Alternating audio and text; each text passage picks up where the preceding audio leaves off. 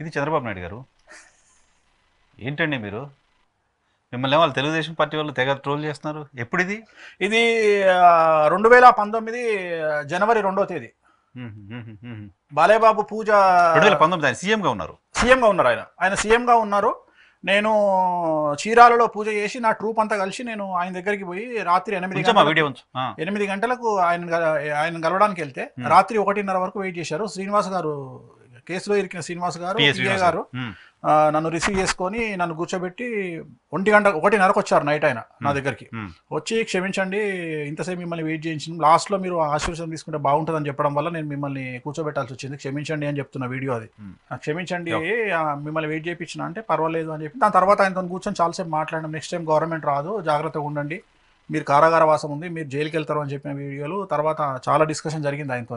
బాబు గారితో ½ our discussion జరిగింది.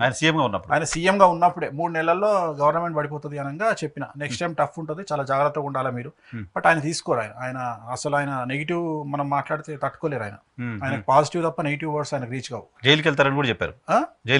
కారాగార వాసం ఉంది, జాగ్రత్తగా ఉండండి అని కూడా చెప్పిన. ఆ రోజు అందరి ముందర కూర్చొని ఆ జాతకం డిస్కషన్ చేసుకుంటూ మాట్లాడి చాలాసేపు మాట్లాడిన. ఆయనకు సెల్ ఫోన్లో ఓపెన్ చేసి మాట్లాడి చాలా డిస్కషన్ చేసాం ఆయనతో. సో మీరు 2000 ఆయన ముఖ్యమంత్రిగా ఉన్నప్పుడే జైలుకు పోతారని చెప్పారు, గవర్నమెంట్ రాదని చెప్పారు. చెప్పాను. 2000 డేట్ కూడా చెప్తున్నా మీకు నేను, ఎందుకంటే ఇవన్నీ రాసుంటాయి కదా అక్కడ, అఫీషియల్ ప్రోగ్రామ్ కాబట్టి 2019 జనవరి 2వ తేదీ నాడు. ఎందుకంటే నా గ్రూప్లో నా మెయిన్ లీడర్ చంద్రశేఖర్ శర్మ అని ఎవరైతే ఉన్నారో పూజ చేసి అతని బర్త్డే ఆ రోజు బర్త్డే అన్నందుకు స్పెషల్గా ఆయన 2 సార్లు దగ్గర తీసుకొని విషెస్ చెప్పి బయటకు పంపించిండు. అందుకని అది గుర్తుంది ఆ డేట్ కూడా, 2019 జనవరి 2వ తేదీ. మరి రెమెడీ ఏమన్నా చేయండి వేణుస్వామి చేయరు ఆయన. చేయరు ఆయన. ఆయన బాలయ్యబాబు ఎన్నోసార్లు అడిగితే కూడా చేయలే. బట్ ఈ మధ్యనే చేస్తున్నాం, మొన్న చేసిరు, మొన్న రాజశ్యామలో చేసిరు, చేయలేదు. నెక్స్ట్ వీడియో సో అమరావతి తర్వాత ఇంకా చంద్రబాబు నాయుడు ఇంకా రాజుగారు చిన్న భార్య మంచిది అంటే పెద్ద భార్య మంచిది కాదనే కదా అర్థం. ఇంకా మళ్ళీ మరి డైరెక్ట్ గా అడుగుతున్నారు ఏంది మీరు? చంద్రబాబు నాయుడు గారు మళ్ళీ సీఎం అయ్యే యోగ్యం ఉందా లేదా? కష్టం లేదు. చంద్రబాబు నాయుడు గారి జాతకంలో 2022 ఆగస్టు తర్వాత న్యాయపరమైన చిక్కులు ఎదుర్కొనేటువంటి అవకాశం కూడా ఉంది. 2022 ఆగస్టు తర్వాత చంద్రబాబు నాయుడు గారికి దశాచిత్రం లేదు. ఎందుకంటే చంద్రబాబు నాయుడు గారికి కూడా ఆయన పుట్టినటువంటి డేట్ ఆఫ్ బర్త్ తెలియదు. చంద్రబాబు నాయుడు గారి అమ్మన్నమ్మ ఉన్నప్పుడు నేను ఆమెతోని మాట్లాడి మేము చాలా క్లోజ్గా ఆమెను అడిగినటువంటి సందర్భంలో ఆమె నాకు చెప్పినటువంటి మాట ఏమిటంటే, చంద్రబాబు నాయుడు గారిది పుష్యమీ నక్షత్రం, కర్కాటక రాశి. అది ఒక్కటే ఇన్ఫర్మేషన్ ఉంది తప్ప ఏమీ లేదు. ఇది ఎప్పుడు చెప్పారు సార్?